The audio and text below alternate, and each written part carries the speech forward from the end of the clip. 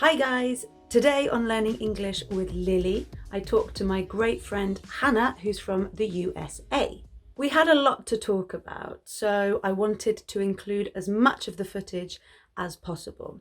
Footage, by the way, is another word for film. Therefore, I decided to divide the conversation into two parts. Today is part one, where Hannah introduces herself, and we also tell you a funny story about the last time we saw each other. Plus, we have a look at some British and American stereotypes and also discuss some cultural differences. As always, I'm going to go through some vocabulary first. In a nutshell is an idiom, which means briefly, so summarizing the main points. Okay, students, let's have a look at 2020 so far.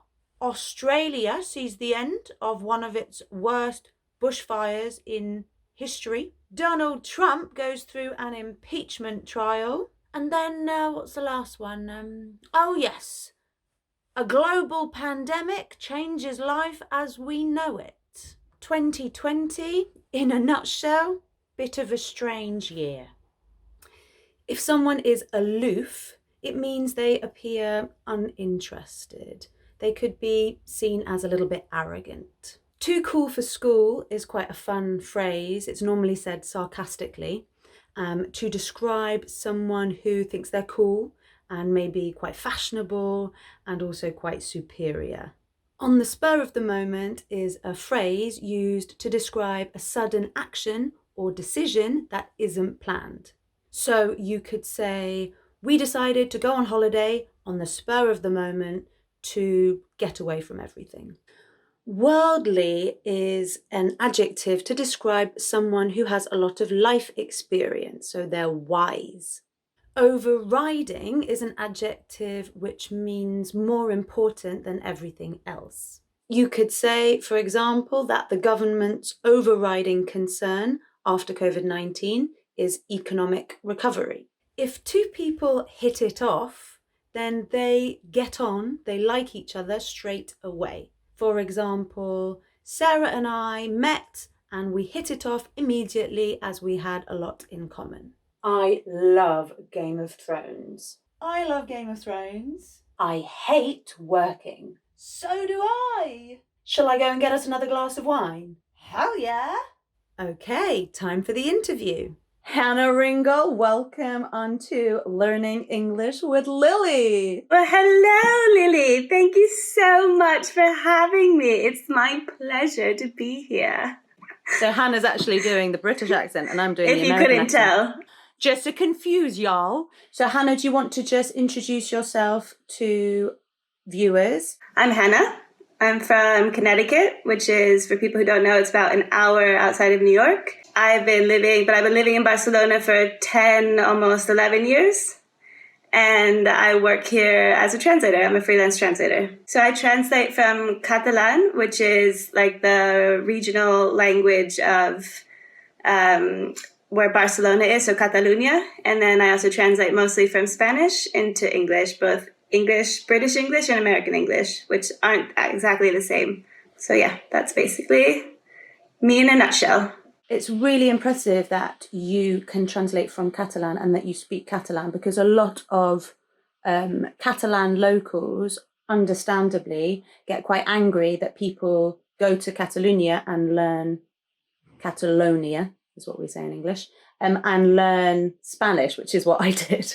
So I actually went to university or college here in Barcelona. I went to the University of Barcelona, which is one of the public universities.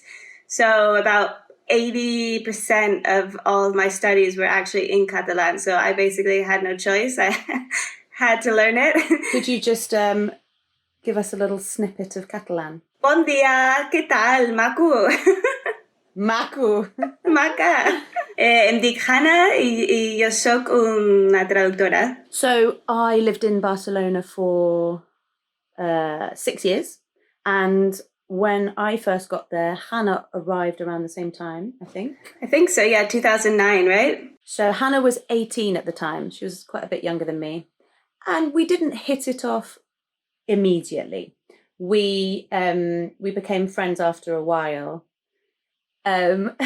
Yeah, I thought Hannah was a little bit aloof. That's a good personality adjective. And what did you think of me? I thought you were a little bit too cool for school, maybe, you know? I wasn't that cool. And Hannah And I was. wasn't arrogant, and Hannah was actually quite cool. So Hannah and I became very good friends, and yeah, 10 years later we still are, even though I now live in Bristol and you still live in Barcelona. The last time we saw each other was it was October or November. November. It was for a half marathon, which Hannah very kindly agreed to do on the spur of the moment. Yeah, Lily calls me and says, do you want to come do a half marathon with me next week in Bilbao, which is like, I don't know, an 8-9 hour drive from Barcelona? It's like, all right. Why not? Give me the address and I'll be there. We hadn't seen each other for a long time, so we wanted to catch up. Yeah. We thought, okay, the first night we can have a few glasses of wine because it's a night marathon the following night. So we have all day and the kind of early evening to chill out and get ready. So we ended up drinking 2 bottles of wine. Yeah. I mean, we had a lot to catch up on, and then it was fun, but the next day I remember the first thing you said on Saturday morning was, why did we drink so much red wine last night? But you were the one that kept saying, well, let's get another glass. Like, it's not till the evening. Should we have it? Just one more, just one, just one.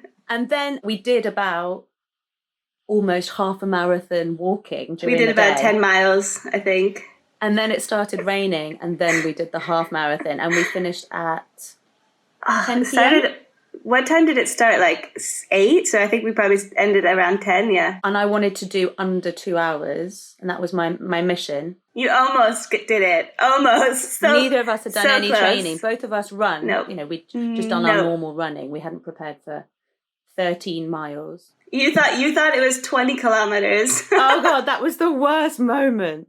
I pulled away from Hannah just at the end, because I really wanted to do that that sub 2 hour time. And there was this old guy, and he was so fit, and he was like, and we were coming to kilometer, I think 19 at the time. And and he could see on my face that I was desperate for it to be over. And he was like, in Catalan actually, which was strange. I don't know if he thought I was Catalan, but he was like, molt bé, nena, well done, you can do this, I was like, oh, it's almost over. He's like, yeah, it's almost over, you can do this, go on, push forward. So I was like, pushing forward. I was like, 1 kilometre left. So I basically ran as hard as I could for about a kilometre, thinking that was going to be the last kilometre. The last. And then I was like, what? Where's the end? And he was like, 1 more kilometre. And I thought, I am gonna die. Like, just kill me now. Mon ben nena, shut up. Like I almost just rolled off and I did not want to do that last kilometre. Anyway, so we did, and then we were like, we'll go out for some dinner afterwards. Like freezing cold. So tired. Like we have to go somewhere.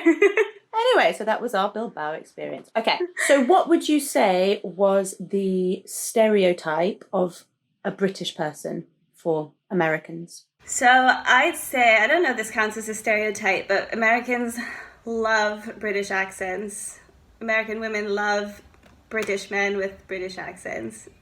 I think we automatically associate it with them being like smart and worldly in a way. I think another stereotype is that they're very polite. Another one is that they have bad teeth. Yes, interesting. Bad teeth, because you guys are so obsessed with having perfect white straight teeth, right? Yeah, Americans are all about the dentist and orthodontics. Yeah. I mean, I do like straight white teeth, but I don't like it when they're super white. Yeah, no, Americans are they smile and you're like, oh, go away. Can you say that they drink a lot? Yeah, for sure. Definitely British people they like their pubs, and that's definitely something that people think about. Okay, so for Brits, the Americans, I mean, I have to say it, the overriding stereotype is that they're overweight. Yep, that's very true though. Or we have like, if you go to fast food in the US, you have like small, medium, large, like extra, extra large and everything. It's just like, you can just make everything like bigger and bigger and bigger, you know? A positive one, I would say, is they're said to be very friendly, very open, you know, like always saying, like, if you see someone, hey, how's your day? How's it going? Maybe that they're not very well traveled, because is it that like quite a high percentage of Americans don't have a passport? Yeah, I think it's like 50% of Americans don't even have a passport. The thing is, it's such a vast country. Yeah. It's so hard to, you can't generalize. Yeah, so if you're like on the East Coast, like where I'm from, like the Northeast, the people from the Northeast are very different than the people from the South, right? So perhaps the people from the Northeast are better traveled. The obesity isn't such a big problem as in the South. But if you go to the South, people do have a reputation for being, or stereotype for being, friendlier, like Southern hospitality is what it's called.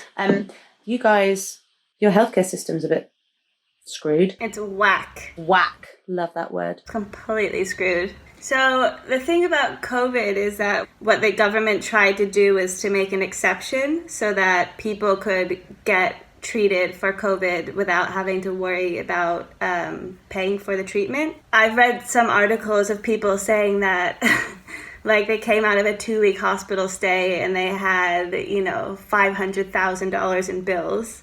And then eventually, like, they have to talk to this insurance company and this insurance company and this other company. And then maybe out of 400,000, they're left with 10,000. But 10,000 is still a huge number. Still a huge amount of money. Huge number, yeah. The healthcare system is very complicated. What about the whole tipping thing? What do you think of that? Because we do tip here. We tip 10% normally, and actually it's kind of considered impolite not to tip. In America, you tip even with a drink, huh? In America, you tip everything. So you tip any sort of like service job. So anywhere you're having people like serve you in any way. So a hairdresser, a taxi, anyone who kind of like helps you in a certain way, you usually tip. It's bad in one way for the workers because they get actually, like restaurant workers, waitresses, waiters, they get a lower salary because they factor in that they're going to get tips. What it does create, though, is that we have a very good service system, right? So, and then what about we've touched on it already. So drinking in America, is it in all states of America you have to be 21 to drink? Yeah, exactly. The legal age is 21, unless you're in the army, and then it's 18. What? Yeah. And then no one else can drink till they're 21, but let's give a guy a gun when he's 18 and then, yeah, let's get him some vodka. So, and you can't drink until you're 21, but you can get your driver's license at 16. What's the legal age for having sex? It varies by state. So just like with your driver's license, in my state in Connecticut, it was 16, but if you go to New York, it's 18. But it varies by state. And the legal age for sex and marriage it varies by state. So you can get married when you're 16, but in some states, but then you can't have a drink till you're 21. I mean, it's logical. It's logical. Exactly. Right? Okay, next week I'll be uploading the second part of the conversation where we will mostly be looking at the differences between British English and American English. Thanks so much for watching. Don't forget to subscribe and hit the notification bell if you haven't done that yet. I'll see you all next Friday. Have a fabulous week. Bye.